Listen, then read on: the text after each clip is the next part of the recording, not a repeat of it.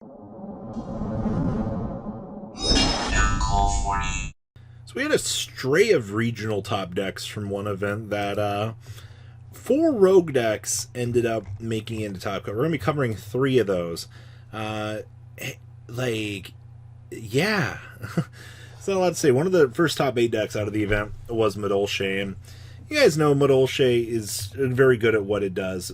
Breaking X board, going second, and Kaijus do a fantastic thing for this deck.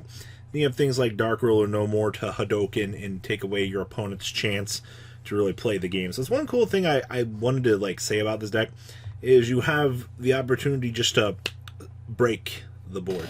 So you have 1 copy of Gadarla, 1 copy of the Gamma Seal, 1 Pankratops, 1 Kumamungi, 1 Dying Pudding, 2 copies of Messengelato, triple copies of the Puting Susior, triple copies of Madolche Mageline, triple copies of Angeli, triple copies of Hoot Hoot, with 2 copies of Ash Blossom, 2 DD Crow, and 1 Effect Veiler, rounding out your hand traps and the monster lineup. Spells here, we have triple copies of Hadoken, our way to counteract our metagame, 1 copy of Upstart Goblin, 2 copies of Kaiju Slumber, only 2 by the way, which is very interesting in terms of your, I guess, counter-picking the metagame, but you would almost think you would want 3 and 3 of this. We have triple copies of Called by the Grave, triple Twin Twister, 1 Madolche Ticket, 2 copies of Madolche Chateau, with 1 Infinite Permanence and 1 copy of Red Reboot. Interesting ratios here. We have 2 copies of the Fresh to Start, 1 Nightmare Phoenix, 1 Abyss Dweller, and 1 Unicorn, 2 Glass Fulla, and then we have triple copies of the Queen Tiaramisu, 2 copies of Shock Alamode, with 1 Mud Dragon, 1 Diplexer, and 1 copy of Starving Venom. Side deck here we have 1 Ash Blossom, triple Droll and Lockbird, triple Cosmic Cyclone, triple Super Polymerization, triple Heavy Storm Duster, and 2 copies of Solemn Judgment, wrapping up this Madolche list. So first thing I want to say here, it's not playing Extrav, which is very nice change of pace. I know a lot of people look at that card and they're like, well, it's good. Yes, it is. But a lot of players are just, they're not opting to play it. Plus, it's less dedication that you have to play to this deck. To be honest, it's a lot more budget friendly as opposed to a lot of your other current format decks. So, not too bad seeing Madolche coming out of this event and actually doing what it wants to do, which is break the boards. Next up, we have Nekroz. Now, out of the same event, we'll save that list for another day. We had a Herald Necross list. Now, in the past, Herald hasn't done anything in a very long time. And the thing that we do with this deck is, Ben 10 searching for the Christia is absolute good value. So, remember, when she's tributed, you get to search for one of these. It's a good time. So, we have 1 Archula Christia, 2 copies of Talismandra, with 1 copy of the Bookstore, triple copies of Manchu, and then we have 2 copies of Candle, 1 Shrit. Surprisingly, only the 1 Shrit, by the way. We can play as many as we want in this format, but we opted for a hot 1. Triple copies of Pencil Plume, 2 Trishula, 1 Valk, 1 Sardavis, 1 Child Slime, 2 copies of the hot Nekroz Embryonic, 1 Ben 10, 1 Unicorn, and 2 copies of Colossus. Spells, we have 1 Rhoda, triple copies of Preparation of Rites, 1 Nekroz Mirror, 2 Kaleido, 1 copy of the Incantation Inception, with 2 Cycle, 2 MST, 1 Cosmic, and triple copies of Called by the Grave. Extra deck dynamic, we have 1 Link Kuribo, 1 Gaga Cowboy for Time, 1 Abyss Dweller, 1 Exciton Knight, 1 Baguski, 1 Tornado Dragon, 2 copies of Herald of the Arclight, 1 Omega, 1 Cosmic Blazar, 1 Ints, 1 Starving Venom, 1 Violet Chimera, 1 Almer Duke Boy, and 1 Mega Fleet Dragon. Side deck we have 2 Gamma Seal, 1 Pankratops, triple Lancia, 2 Senka, 2 Super Poly, 2 Royal Decree, 1 Red Reboot, and 2 copies of Red Reboot, wrapping up this list. Now, like I said, I haven't seen Nekroz do anything in a while. Also, lower numbers on Shrit is very interesting, just for the generalized player base, adapting to, I want to say, changes in the format. But I do like what we are getting out of this going forward.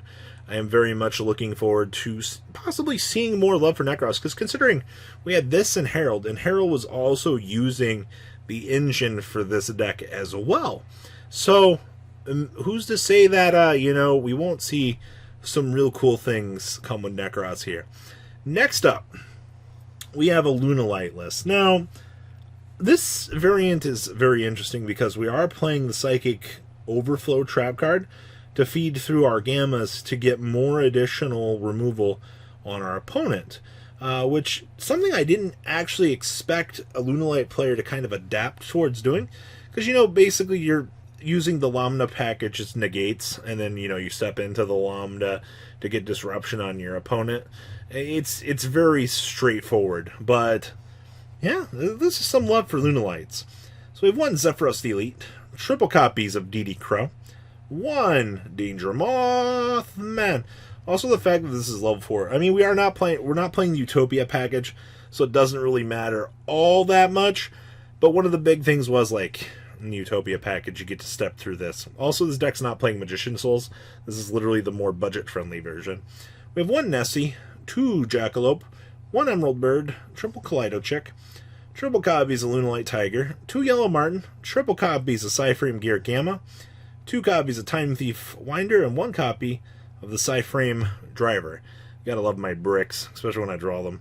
We have two Allure Darkness, triple Tenki, one Foolish Barrel, triple Foolish Barrel Goods, triple copies of the Lunalight Perfume, one Monster Reborn, one Twin Twister, one Serenade Dance, one Psyframe Overload, and one copy of the Time Thief Retrograde, wrapping up the monster lineup here.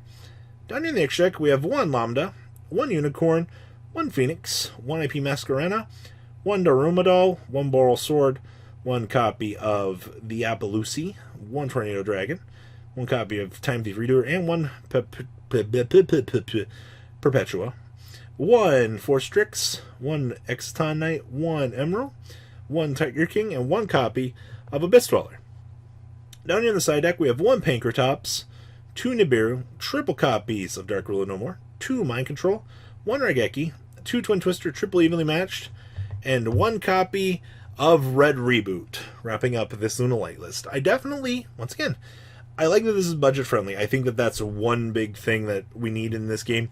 A lot of players looking to Lunalights and just being like, alright, well, I mean, I can't afford Magician Souls. Here you go, this is your budget variant, featuring the one Psyframe Overload. Then the last list we have from this is from a different event. This is from the very well-renowned Traptrix duelist that's been finding his success out there in this community. I believe he ended up, this was his Winamax. It was on Asian Persuasion's videos, for those of you that might have popped by and saw this. I just wanted to talk about Traptrix, because we love these. So we have triple copies of Nibiru, triple copies of Phantasme, one copy of Scythe, two copies of Iron Dragon Tiamaton. Quick effect rips are pretty good. We have triple Dionea, triple Myromelia, and triple copies of Mantis. We have one copy of Upstart Goblin and one copy of Double or Nothing. Traps, triple Infinite Impermanence, triple Sanctum, two Heavy Storm Duster, triple Floodgate Trapple, triple Traptrix, triple Compulse, and triple copies of the Shade Brigade. Remember, you're just using Shade as a means to get to, you know, the 2-monster requirement for your key plays. Because, you know, they just never gave Traptrix the ability to special summon themselves.